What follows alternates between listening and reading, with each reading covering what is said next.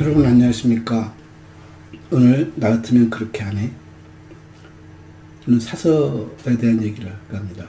뭐 사서의 전체를 얘기하자는 것이 아니라 사서의 정체성, 그 중에서도 요즘 여기저기 SNS에서도 보이고 이번 학기 학생의 질문에서도 상당히 많은 고민거리를 던져준 게 평생 교육사와의 관계인 것 같습니다. 어느 순간 도서관 사서를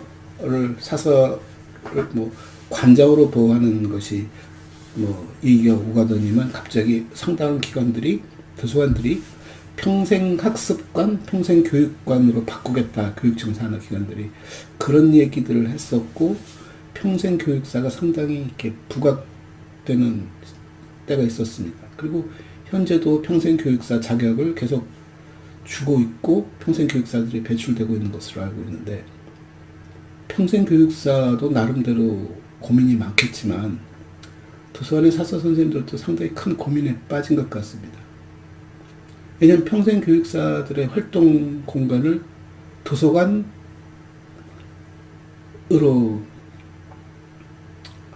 생각하는 분들이 꽤 많다는 것이죠. 왜냐하면 우리 스스로도 도서관은 평생학습 공간이라고 얘기를 했고, 평생학습을 위해서 평생교육사가 도서관에서 일했으면 좋겠다.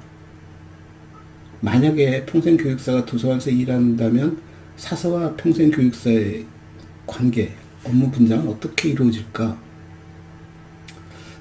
뭐 어떻게 보면 자업자득이겠습니다만, 제가 이렇게 객관적으로 생각하고, 절대 객관적일 수는 없겠지만 객관적으로 놓고 봤을 때 평생교육사와 사서가 한 공간에 있다면 역할이 뭐지? 그럼 아마 사서는 그냥 자원관리? 평생교육사는 이용자와의 어떤 대면 서비스, 또 평생학습을 전제로 한 프로그램 개발, 학습 프로그램이겠죠. 를 제공해 주는 것. 왜 과거에 도서관에서 사서 선생님들 그런 일에 적극적이지 못했을까요?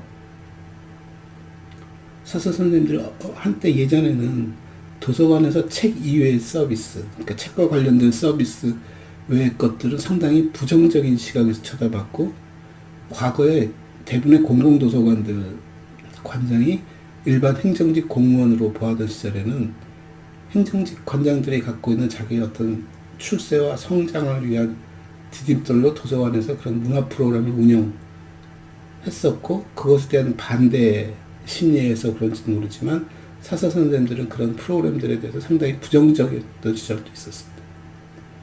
지금 아이러니하게도 사서 선생님들이 자기 본분을 그런 문화 프로그램을 기획하는 것에다가 두고 있습니다.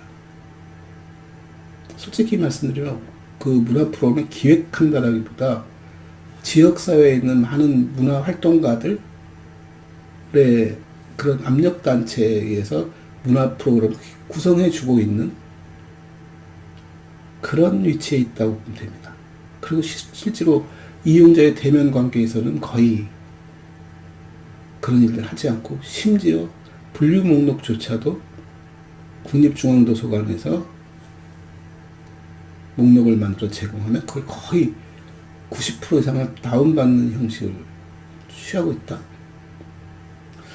결국 스스로가 행정직, 그것도 좀 창의적인 행정직이라기보다 상당히 루틴한 업무를 한 행정직으로 스스로를 만들었고, 사서들이 개척하고 개발한다는 문화 프로그램조차도 사실 목적성과 비전이 잘 보이지 않는, 그렇고 그런, 어느 쪽에서 인문학이 중요하다 하면 인문학 프로그램들을 쭉 깔고, 무엇이 좋다 그러면 깔고, 그 도서관 내에 만약에 전시 공간을 만들었으면 지역의 작가들이 전시를 하겠다 그러면 대관해주고, 상당히 수동적으로 관리하는 것 이상의 어떤 기능을 보이지 못하다 보니까 이용자들의 욕심도 상당히 커지고, 책에 대한 욕심은 뭐 이미 기술이 발전하면서 스마트 도서관이라고 그러죠.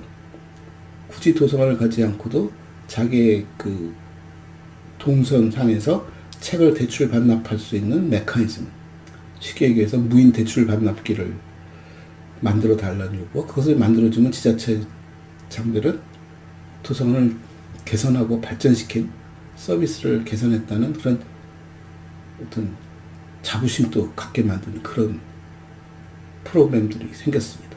물론 많은 사서 선생님들은 도서관을 그런 문화공간으로 만들기 위해서 노력은 하고 있다지만 조직이라는 것이 이 직제가 젊은 사서들이 그런 활동을 쉽게 용납하지 않는 것도 사실입니다. 서론이 좀 길어졌습니다만 사서와 평생교육사가 도서관이라는 공간에서 일을 한다면 이렇게 얘기를 하면 전제가 잘못된 것 같습니다. 사서의 역할은 무엇이고 평생교육사는 무슨 역할을 하는가를 시민들의 이용자들의 평생학습이라는 관점에서 한번 짚어보겠습니다. 물론 제가 평생교육에 대해서 자세히 알지는 못하지만 제가 알고 있는 지식 위에서 설명드림을 양해 바랍니다.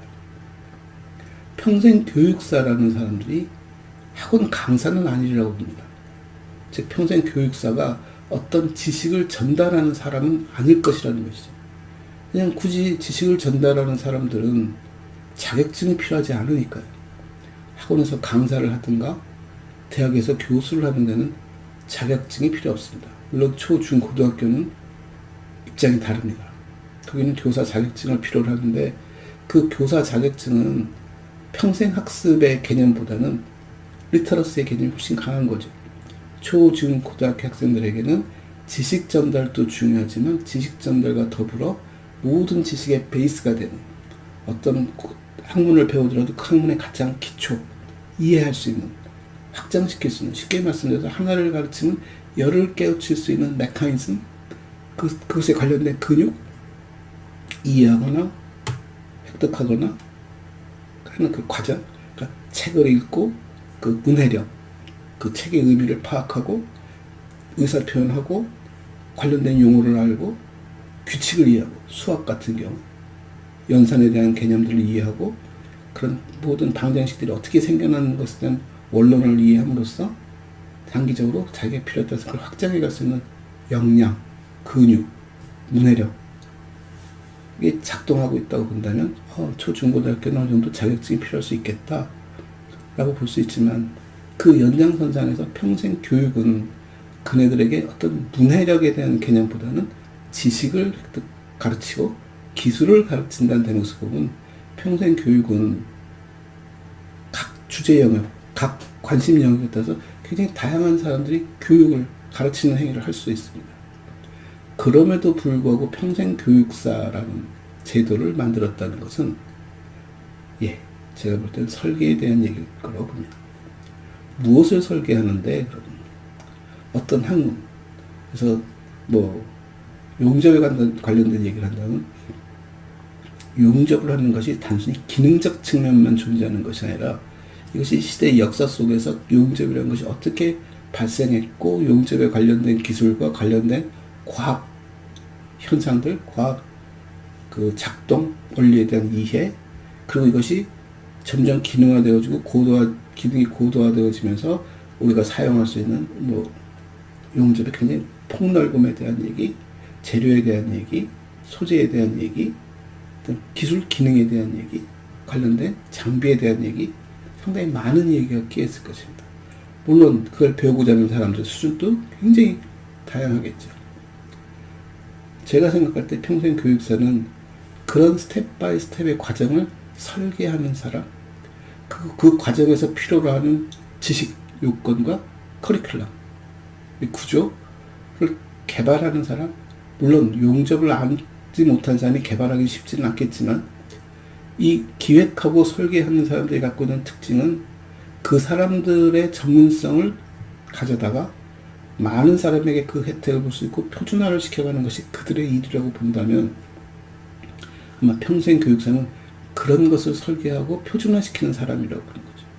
쉽게 말씀드리면 평생 교육사는 어떤 자치기구에 속하든가 아니면 교육부 산하에 속하든가 해서 아까 말씀드린 용접을 얘기한다면 용접을 몇 개의 단계로 구분짓고 최고는 엑스퍼트를 만드는 것이고 처음엔 기초, 나비스, 초심자들이 어떻게 접근할 수 있고 무엇을 배울 수 있는가에 대한 단계를 여러 개 단계별로 나누고 그 단계마다 필요로 하는 지식의 양과 깊이를 설계하고 그것을 하나의 표준 교과 과정으로 개발하고 이런 것들에 대한 검증 작업, 전국에 이런 프로그램을 제시하고 그것을 가르치겠다는 학교, 그걸 가르치고 싶어하는 학원, 또 그걸 하고 싶어하는 개인들에게 그 커리큘럼을 적절하게 운영할 수 있게 해주고 그것을 피드백, 검증을 통해서 경우에 따라서는 자격증을 부여하는 일을 한다든가 그런 능력을 품질 검사한다든가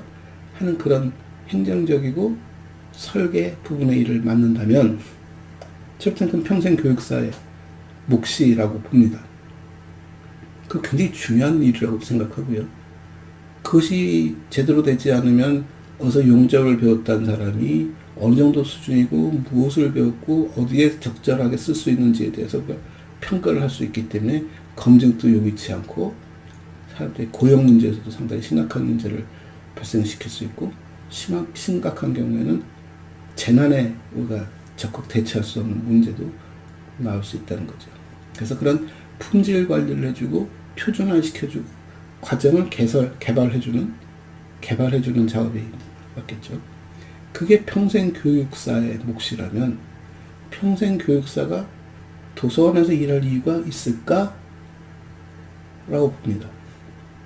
도서관에서는 그런 다양한 프로그램을 기획하고 설계하고 표준화시키고 관리 감독하는 일이 필요한 곳이 아니라 쉽게 얘기하면 학원 같은 곳일 수 있는 것이죠. 사람들이 무엇을 배울 수 있는 공간이고 모을 수 있는 공간이고 서로 공감할 수 있는 공간이라면 이것은 평생 교육사가 하는 일이 아니라 평생 교육사의 감독, 평생 교육사의 지도하에 그런 프로그램이 실제 작동하는 곳, 학교나 학원과 유사한 기관이라면 사서는 그걸 실천하는 사람일 수 있겠구나. 그런데 도서관의 사서가 일반 모든 학원과 학교와 경쟁적으로 그 일을 할 필요가 있을까?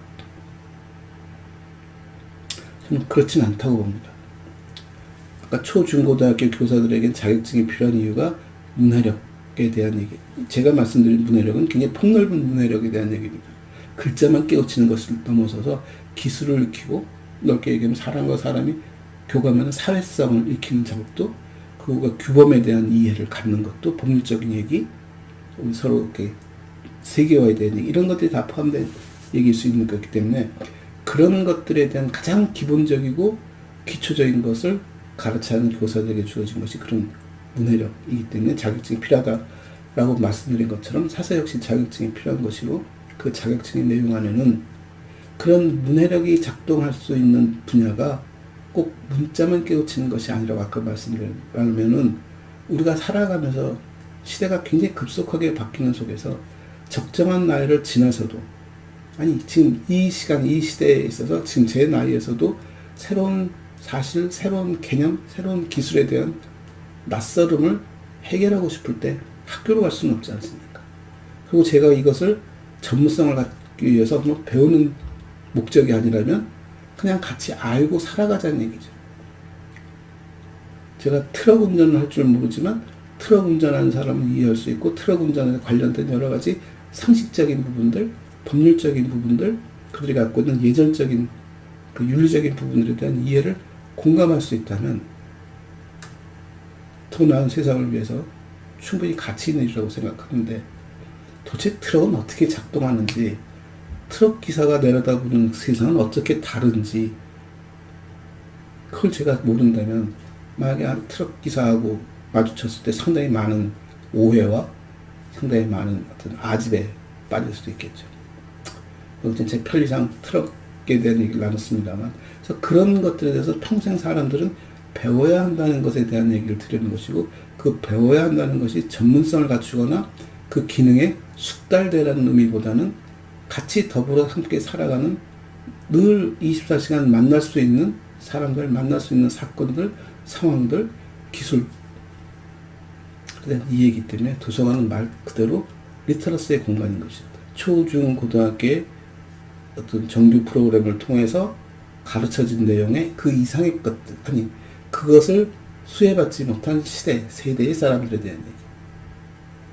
그래서 공부를 못해서 새로 배운다는 개념도 일부 포함되지만 그것보다는 내가 초중고등학교 시절이 아닌 시절에서 만난 새로운 세상에 대한 얘기들까지 포함한다면 그런 것들을 자연스럽게 경험할 수 있게 해주고 교감할 수 있게 해주고 이해할 수 있게 해주는 것이 도서관의 몫이고 그것을 관리해주는 사람이 즉 어떤 프로그램을 개발할까에 대한 프로그램을 개발해가는 것, 그러니까 교과과정을 개발해가는 것이 목적이 아니라 그렇게 개발되어진 프로그램들의 가장 기본적인 것들을 골라서 자기 지역사회 주민들에게 서비스를 제공해주고 그네들이 피드백할 수 있는 자원을 공급해주고 그들과 서로 공감할 수 있는 커뮤니티를 만들어주고 하는 일들이 사서의 몫이다 라고 놓고 본다면 둘 다 평생 교육사나 사서나 다 기획 설계하는 것이 자기의 역할이고 평생 교육사는 그런 교육 프로그램의 교과 과정들을 체계적으로 개발하고 완성시키고 표준화시키는 것을 기획하는 것이 자기 일이라면 사서 선생님들은 자기들이 관리하고 있는 이용자들, 자기 영역에 자기가 속한 기관의 소속원이나 구성원들에게 세상의 리터러시, 세상을 살아가는데 우리 조직이 성장하는 데 필요한 리터러시를 같이 키워나가는 그런 기획 설계자란다면 굳이 평생 교육사가 도서관에 들어올 일도 없고 도서관이 평생 교육사의 활동 무대가 될 이유도 없다는 것이죠. 그렇다고 해서 우리가 평생 교육사가 척을 두고 살자는 것이 아니라 그네들이 설계하고 기획한 교과 과정들 중에 가장 기초적인 부분에 대한 그것을 우리가 지원해주고 그것을 활용해주고 적절하게 운영함으로써 이분들이 이용자들이 관심이 있는데 더 배워보고 싶은데 했을 때 이제 비로소 세상의 학교나 학원을 통해서 그런 기술을 배울 수 있고 그 기술에 대한 안전성, 그 기술에 대한 적절성, 그 다음에 그 기술에 대한 뭐라 할까요? 법률적 라이어빌리티 이런 것들을 우리가 충분히 담보할 수 있지 않을까라고 생각합니다. 그래서 사서와 평생 교육사의 얘기는 둘이 비슷하다 다르다의 얘기를 나누는 것이 아니라 두 사람의 역할은 크게 보면 비슷해 보이지만 들어가서 쳐다보면 평생 교육사는 그러기 위한 제도적 장치와 표준화 그리고 그런 교과 과정을 설계 기획하는 사람이고 사서는 그네들이 설계하고 기획한 것들 중에서 우리 지역이 필요로 하는 가장 기초적인 리터러시에 관련된 부분들을 가져다가 지역사회에서 펼쳐줄 수 있는 그런 일들을 하는 사람이라고 놓고 본다면 평생 교육, 평생 학습이라는 면에서 협력할 수 있는 부분은 상당히 많겠다. 그러면서도 도서관이라는 공간을 공유할 필요까지는 없다. 공유할 필요가 없다라기보다 전혀 다른 공간임을 이해했으면 하는 뜻에서 말씀드렸습니다. 감사합니다.